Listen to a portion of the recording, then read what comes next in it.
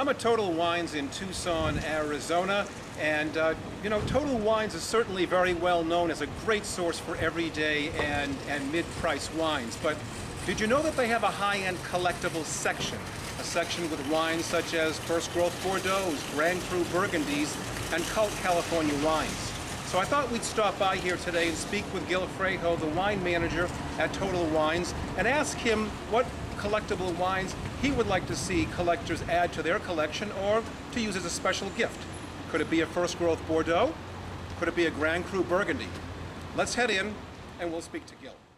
I'm here with Gil Fraijo, wine manager here at Total Wine in Tucson, and he's been kind enough to select 5 wines, one from different regions around the world that make great collectibles, or could just be wonderful as a gift for somebody. So thanks for having us today, and why don't you tell us what you chose today and why? So what I started with was I went all over. I decided I want something from every region. So what we did was we started with a California Cab. I got a wine from Spain. I have an Italian red. I have of course you got to have some Bordeaux in your collection, and then to top it off with something really good from Australia. So you took a trip around the globe. I did. Okay. Yeah, okay. It's my favorite thing to do. I love to take a trip around the globe. Okay. Fortunately, it's all here in the wine store. Someday it'll be the rest of the world. Amazing. So why don't you tell us about the Camus Special Selection? Well, Camus is an old standby. Camus is probably one of the best winemakers in California. In my opinion, they have been one of the top winemakers of Cabernet for at least 20 plus years. But the Camus Special Select is their collectible.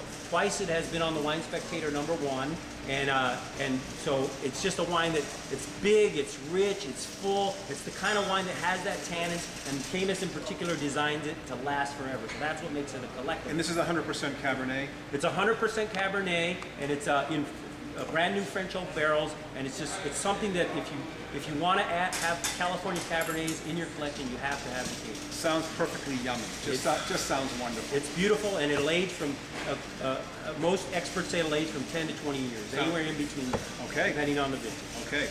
Number 2 in your hit parade? Our next selection comes from a very, very old winemaker out of Spain. It's Vega Sicilia. I love Spanish wines, by the way. They're so underappreciated. Oh, and by far, in the last few vintages of Spanish Tempranillo have been fabulous. They've had several vintages in the 2000s, and this one is no exception. I definitely love Vega Sicilia. He's been one of the top producers. This is his Valbuena, and I kept it within the affordable range. But once you started getting into the Vega Sicilia wines, you know they can get out there. But you should, if you want to have a great collection, you should include some Vega Sicilia, some Spanish, and it's particularly Vega Sicilia. Okay. Number 3.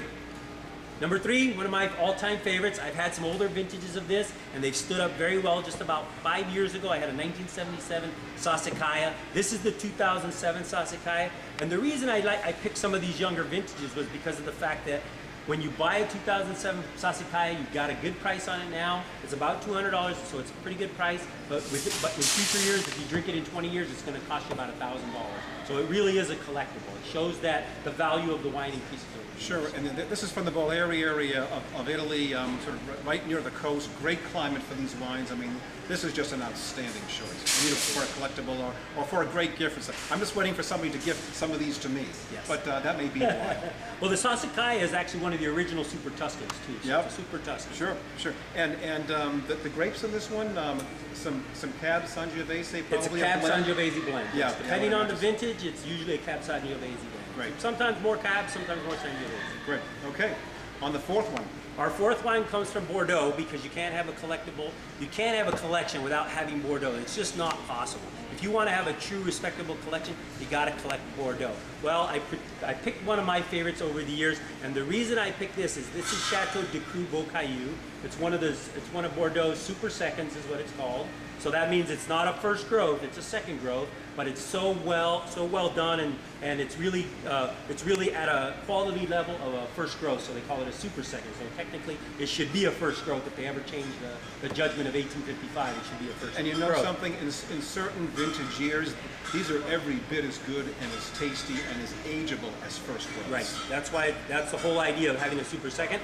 And the reason I picked Du Cru was because of the fact that, again, it's a great wine to buy young because you get it for a great price. The current price on this wine is $150. It's $150 for the 2008, but if you hold on to it 10, 15 years, it's going to be pushing $1,000. Right now, the 2005 which also opened up at 150, is now worth $300.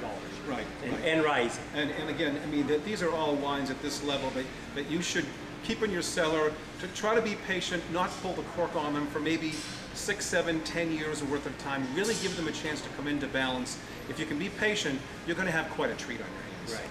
Definitely. And I recommend picking up cases. We're talking bottles here, but I definitely, if you're going to collect them, you want to look for cases of them. And the reason I picked these was because these are readily available collectibles that you can get cases of. Sure. And the last one is one of the Aussie favorites, right up at the top, aren't they? The last one is probably one of the favorites up at the top in any wine collection. You should have some Penfolds Grange. It's the top produced wine. It's been the top wine out of Australia for about 25 plus years. It's just a fabulous bottle of wine. They're rich, they're full body, but they age. The best thing is they age very well. This wine is not designed to drink young. This is a collectible. You buy it, you put it away for about 8 to 10 years, and then you open it up for your special occasion.